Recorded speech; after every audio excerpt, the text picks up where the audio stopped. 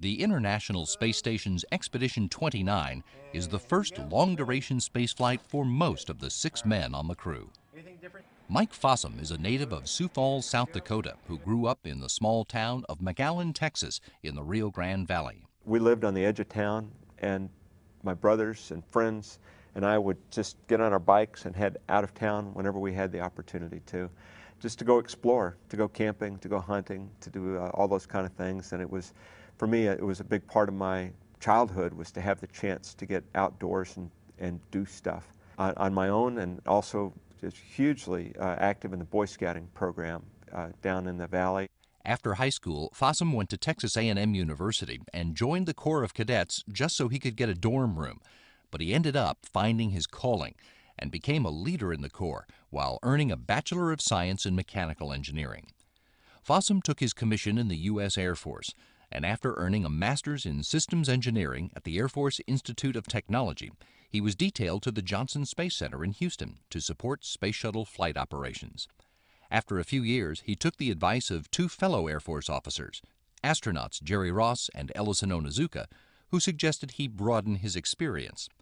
Fossum was selected for the Air Force Test Pilot School, where he became a flight test engineer and served in several assignments before resigning from active duty and coming back to work for NASA in Houston. He worked as a systems engineer on several projects, including the prototype space station crew escape vehicle, the X-38, while earning a Master's in Physical Science at the University of Houston Clear Lake, before being picked as an astronaut in 1998. Fossum completed 3 spacewalks on the second return-to-flight test mission in 2006, and 3 more on the 2008 shuttle flight that delivered the Kibo laboratory to the International Space Station. Well, some things are worth taking the risk. There's a risk associated with it, and that's something that you have to face.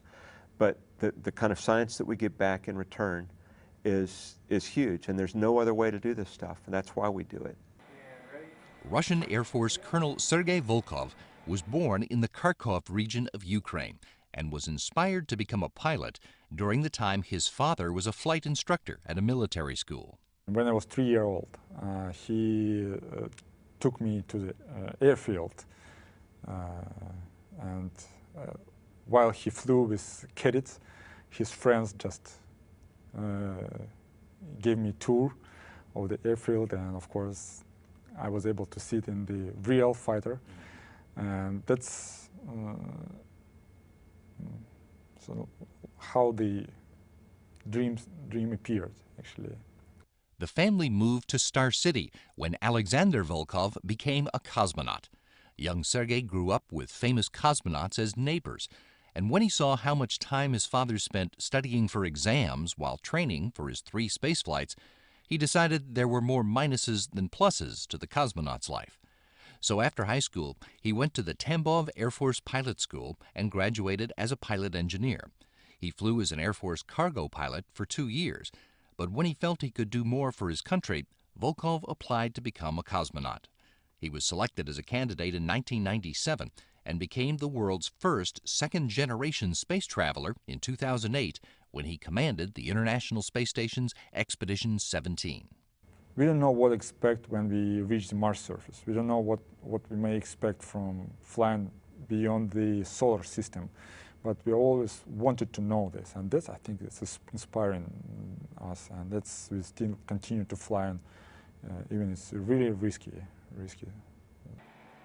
Dr. Satoshi Furukawa was born and raised in Yokohama, near Tokyo, and became interested in spaceflight as a very young boy.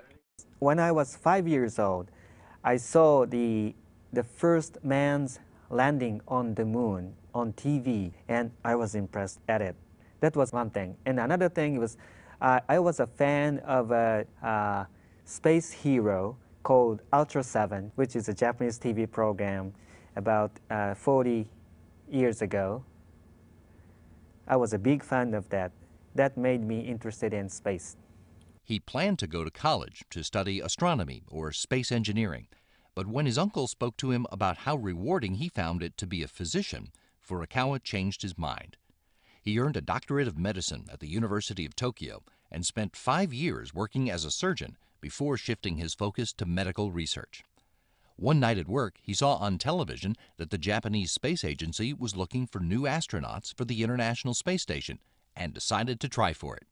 He was picked for the program in 1999 and finished his Ph.D. in medical science from the University of Tokyo the next year.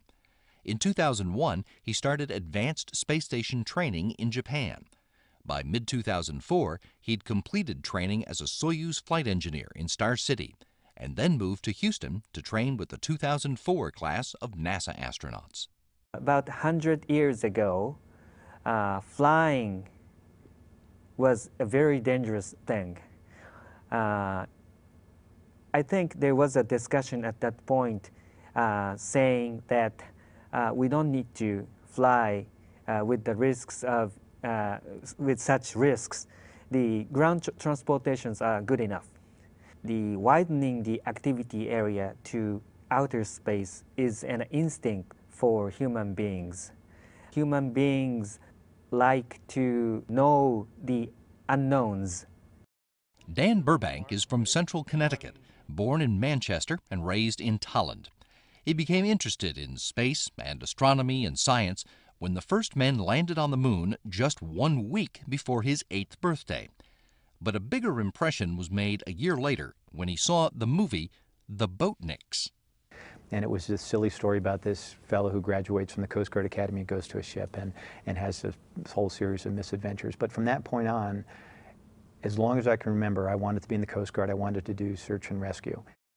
He didn't get into the Coast Guard Academy on his first try, but after 2 years as a physics major at Fairfield University, he did, and learned almost immediately that Coast Guard officers don't do search and rescue on small boats, as he had dreamed of doing. But helicopter pilots did, and that became his new goal. Burbank graduated with a Bachelor of Science in Engineering and spent a year and a half assigned to a Coast Guard cutter before going to flight school and learning to fly planes and helicopters.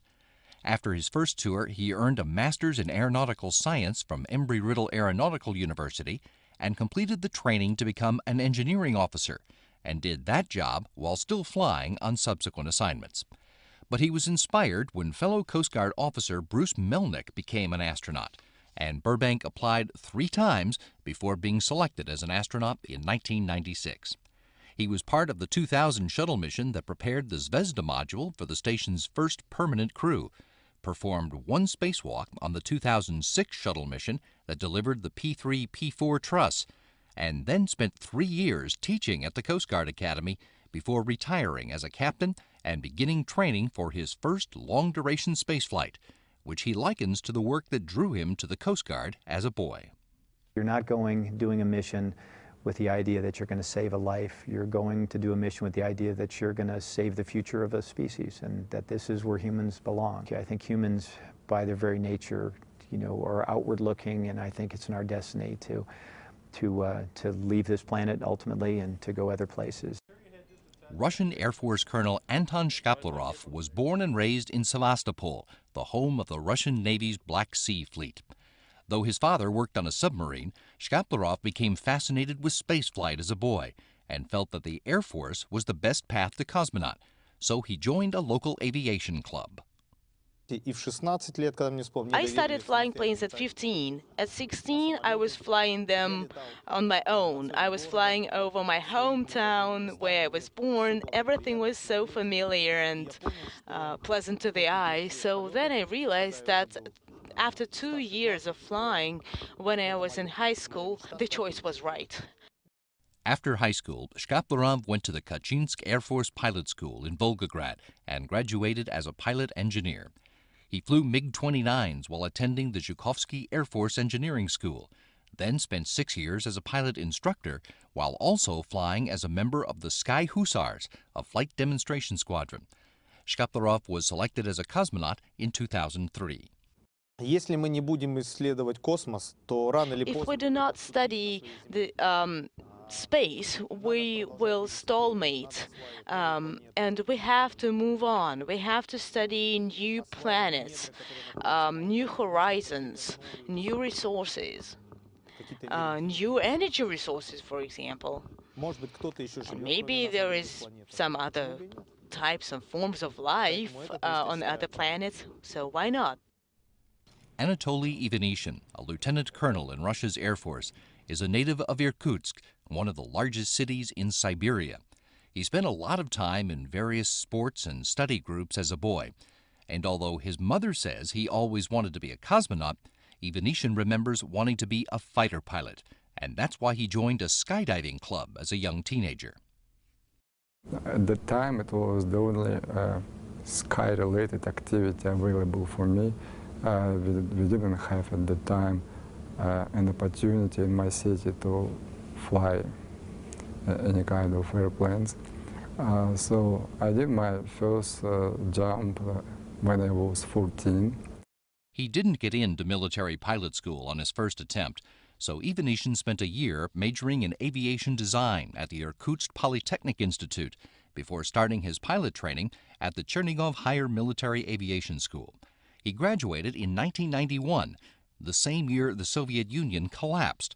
And although he flew the MiG-29 and Su-27 operationally, he felt he wasn't getting the experience he wanted.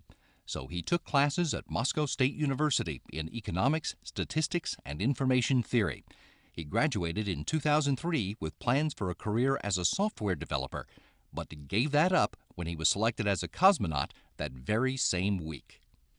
Human beings are too curious creatures, and they will not remain for a long time on low Earth orbit.